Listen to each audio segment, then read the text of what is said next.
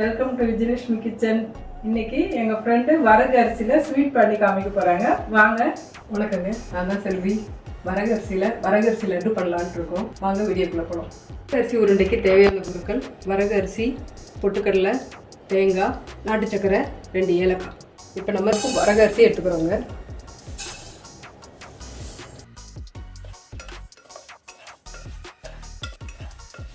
இப்போ 3 நிமிஷம் வறுத்து எடுத்தாச்சுங்க. இப்போ இதை தனி தட்டில் தட்டி ஆற வச்சிடலாங்க. அடுத்து நம்ம தேங்காய் வறுத்துடலாங்க. அதுக்கு 2 ஸ்பூன் நெய் போதும்.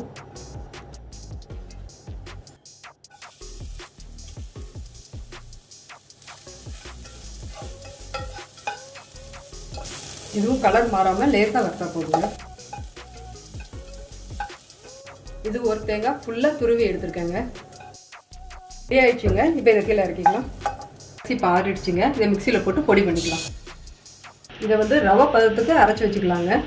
1 கப் வரகு அரிசிக்கு 1 கப் நாட்டு சக்கரைங்க. அதோட நம்ம பொட்டுக்கடலையும் சேர்த்துக்கலாம். இப்போ இதை நம்ம மிக்சியில் பொடி பண்ணிக்கலாம். இப்போ மிக்சி போட்டு எடுத்தாச்சுங்க. கடைசியில் தேங்காயும் 2 ஏலக்காயும் போட்டு திருப்பி போட்டு எடுத்துக்கலாம். இப்போ மாவு ரெடி ஆயிடுச்சுங்க. இது ரொம்ப நைஸாக அரைக்காமல் இப்படி கொஞ்சம் குறகுறான்னு அரைச்சி வச்சுக்கணும். இப்போ நம்ம இதில் நெய்யில் வறுத்த முந்திரி, பாதாம் பொடிச்சு வச்சுருக்கேங்க, அதையும் சேர்த்துக்கலாம். எல்லாத்தையும் 1 ஸ்பூன் மிக்ஸ் பண்ணிக்கலாம்.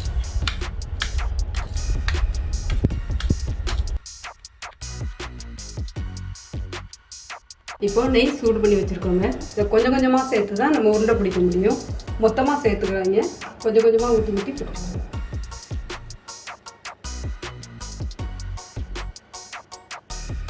நம்ம ரெகுலராக கடையில் வாங்கி சாப்பிட்றதோட இப்படி வீட்டில் செஞ்சு நம்ம ஃப்ரெஷ்ஷாக சாப்பிட்றது இன்னும் நம்ம உடம்புக்கு நல்லது.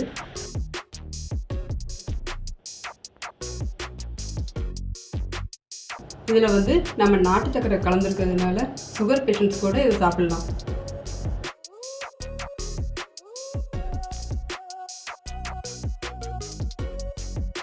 ரெகுலராக எல்லோரும் இதை ரவையை வச்சு செய்வாங்க. இது நம்ம வரகு அரிசி வச்சு செஞ்சுருக்கிறதுனால இன்னும் ஸ்பெஷலாக இருக்கும்.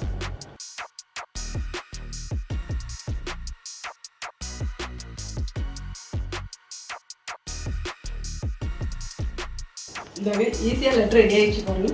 சூப்பராக லட்டு ரெடி பண்ணிட்டாங்க. நீங்கள் இந்த தீபாவளிக்கு செஞ்சு பாருங்கள்.